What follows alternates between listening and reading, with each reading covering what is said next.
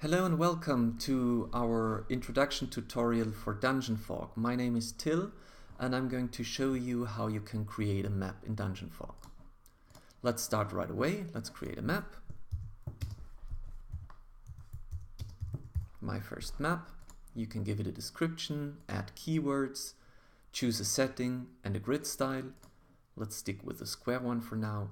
You can change the grid size and the map size, but you can do that later in the editor too. And now let's start. Let's have a quick look at the interface. We have the exit, the editor, the gem nodes, export and play, as well as undo and redo and save up in the header. And then we have the toolbar, the zoom tool, where we can zoom in, zoom out, show 100%, show all. Let's stick with that one. The select tool.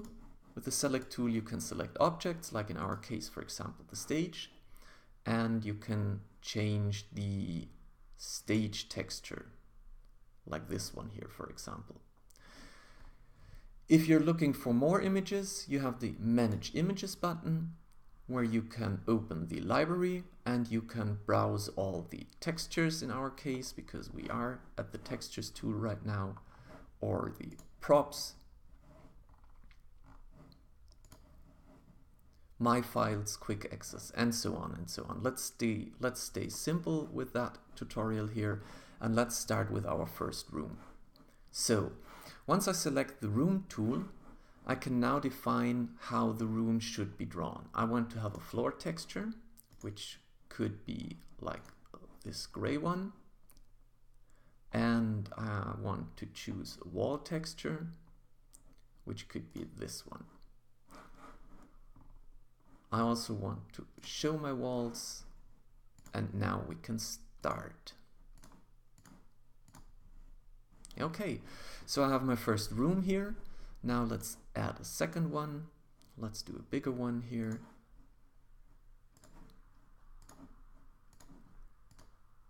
Okay. The important thing is that you can draw rooms side to side, like I do here. You can also draw rooms inside other rooms, like I do now, for example, this one.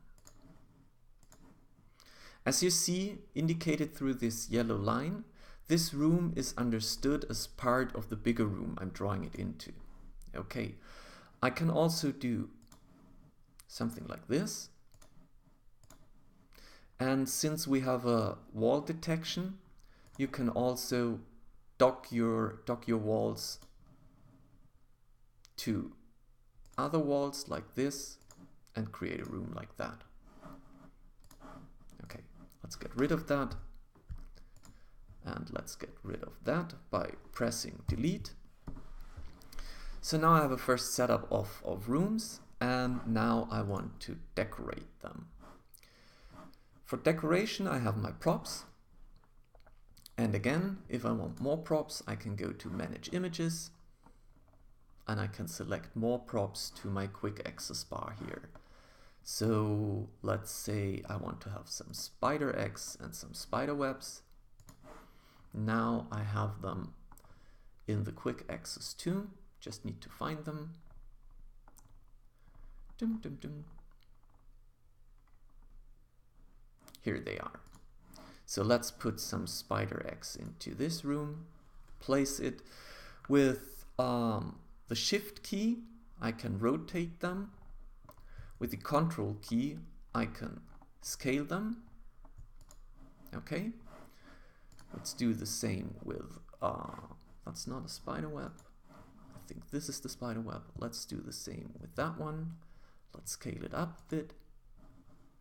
And as you can see, if I place a prop inside a room, it stays inside the room. Okay, so let's do a spider layer here.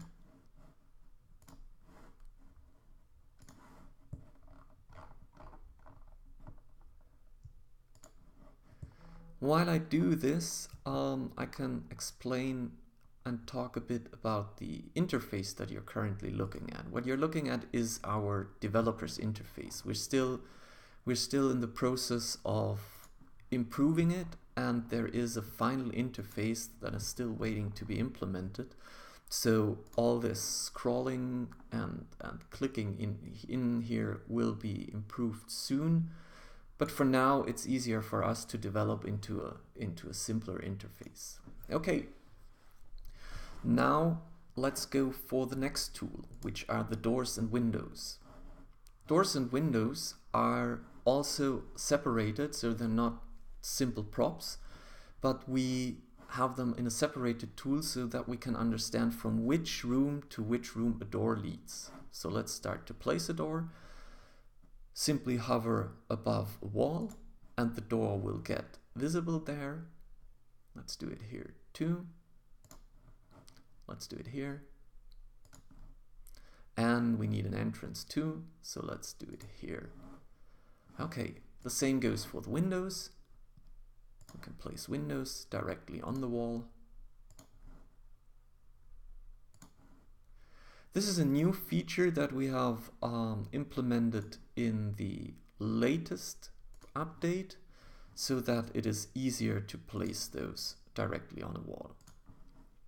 Okay, let's go to the next tool, which is the brush.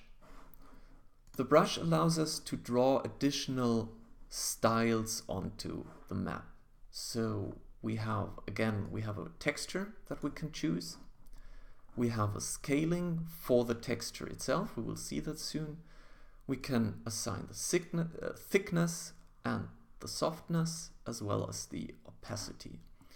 So let's start with one here. Okay, let's go with a little bit more opacity. Okay, again, as you see, once I place it, it's only placed inside the room that I click, and I always see the yellow indicator telling me what room I have selected. Let's go for a bit of a rubble here, make it less soft, less visible, less thick, and do something like that.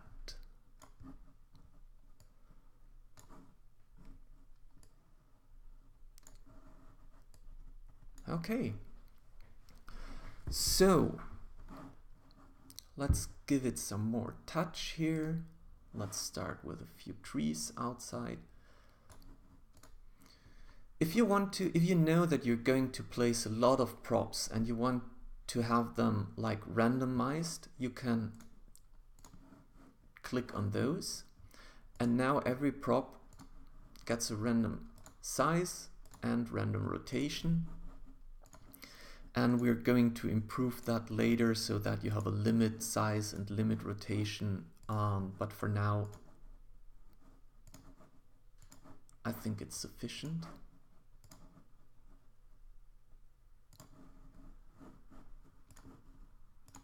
Okay, let's add some grass. I don't have grass in my quick access, so I will grab it from my textures. And I can search for it, grass.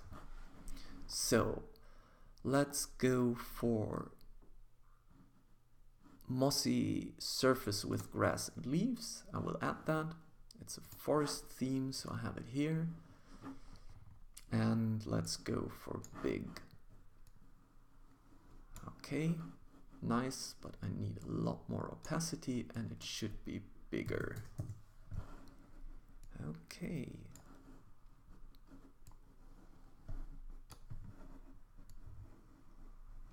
Here you go. All right. I don't like the entrance, so I will going to make a wooden entrance here, and I need another floor texture. I need wood. And let's say let's go for the rotten wood. Okay. So now I select that one again, with the unfinished interface, you always have to take care if you're selecting the wall texture or the floor texture. In our case, we want the floor texture and we want it to be rotten wood. Now the brush in there doesn't make sense because you don't have rock on a rotten wood. So we remove that, pressing delete, and add another brush here. Let's say old wooden parquet. Let's go for that one. It has to be smaller and it could be somewhere here and somewhere here. Okay, that looks better. So let's save that one. Okay. All right. So now that I'm finished with my map, I want to export it. So I click on export. And now I can start to export it. I already have named it. I want to have it at 100%, which is fine. I only have one level. We will show later in another tutorial how you can create multiple levels in one map. We don't have room numbers yet. And I want to, let's say I want to show the grid. You can turn that off if you want to export your map for another virtual game table where a grid is already provided. So let's stick with the grid now. And now I click on export and the image is saved. Okay, that's for the first tutorial. In our next tutorial, I will go into details for dungeon mode and GM nodes, and then we will have another tutorial on multiple export and on the play session. Thank you very much and have fun creating your maps.